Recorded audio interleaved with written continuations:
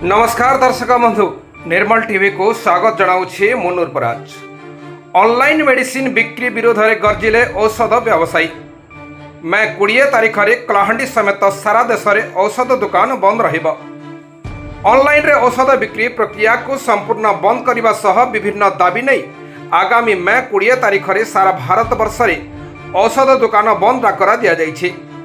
एही क्रम में कलाहांडी जिले में मध्य समस्त औषध दुकान संपूर्ण भाव बंद रहिबो बोली संघ पक्षर सूचना दि जाइछि। औषध दुकानी मानक एही आभिमुख्य को नहीं आज भवानीपाटना स्थित एक घरोई होटेल रे Kalahandi chemist and druggist association पक्षर एक सांबादिक सम्मेलन अनुष्ठित हो जाइछि। संघर अभियोग अनुसार बेआईन भाव चलीथिबा ई फार्मासी बा ऑनलाइन औषध व्यवसाय जोगु पारंपरिक औषध व्यवसायी माने जीविका हराइबा सह ग्राहक माने नकली औषध शिकार हेबारे आशंका रही। एही सांबादिक सम्मेलन में जिला सभापति अशोक राउत, संपादक निकुंज दत्ता समेत संघर बहु वरिष्ठ कर्मकर्ता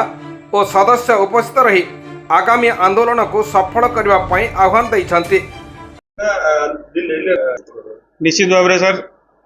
कोविड टाइम रे गोटे रूल लागू होता गवर्नमेंट तरफ जे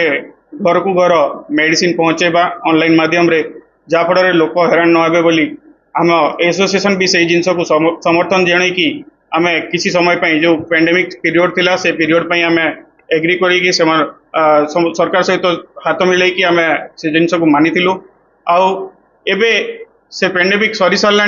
तथापि से ऑनलाइन सेल टाकू गवर्नमेंट ध्यान दौना सरकार ध्यान दौना जे कौन से भितर आमर डिमेरिट्स जाक रही डिमेरिट्स कौन रही आजिका युवपीढ़ी एआई माध्यम रे प्रेस्क्रिप्शन जनरेट कर एआई रो यूज करी प्रेस्क्रिप्शन जनरेट करी अपलोड कर दौरान आउ निशा मेडिसिन बहुत परिमाण रे से माने आनिकी से भितर खाई दौरान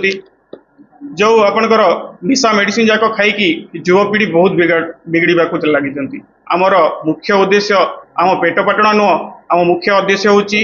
युवपीढ़ी को बचाइबा समाज को भल मेडिसिन देकी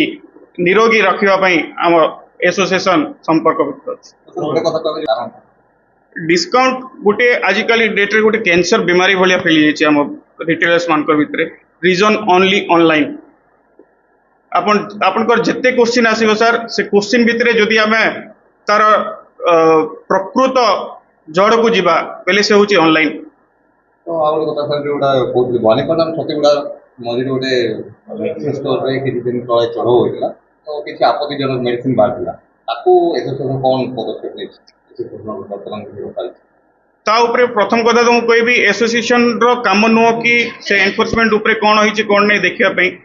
आउ ड्रग डिपार्टमेंट को आमे जदि आपनकर माध्यम रे आमे खबर पाउछु आमे ड्रग डिपार्टमेंट रो खबर नेबु कौन होइछि सा उपरे ता उपरे कौन पदक्षेप नेबा कथा कौन नै ता उपरे आमे आगु को आपन को जणाइबु गणमाध्यम को। हमर दाबी हला ऑनलाइन उपरे आउ डुप्लिकेट मेडिसिन मार्केट रे बहुत बोलुची जोटे ऑनलाइन पई आका आउ हमर युवा पीढ़ी माने सेति पई बहुत हैरान होचंती अन्य दिगो को चली जाउचंती आउ ऑनलाइन हवा द्वारा लोक माने बहुत डुप्लिकेट मेडिसिन रो सम्मुखीन हवा पड़ुची। संघ आम बंद करूँ ये जे ऑनलाइन बंद करा जाऊ आउ ऑनलाइन बंद करदेले आमर युवपीढ़ी माने कम से कम गोटे भल रास्ता आसवे नचेत निशा व्यवहार करुँच ऑनलाइन रो मेडिसिन रे जोटा कि आम दुकान मान बिकुनु जदि बिकुचु डॉक्टर प्रेस्क्रिप्शन खाई दौचु आ तार प्रेस्क्रिप्शन जेरक्स कॉपी रखुचु एवं तार आधार कार्ड आ फोन नंबर रखिला पर ही आम दौचु किंतु ऑनलाइन रे ताहा हेई पारु नाही। आसंता बुधवार 20 तारीख दिन बंद डाकरा दि जाए आम आपण माध्यम जनवा चाहूँ जे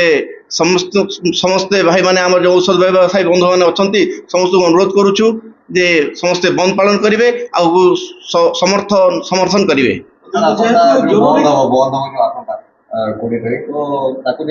जनसाधारण को सचेतन कौन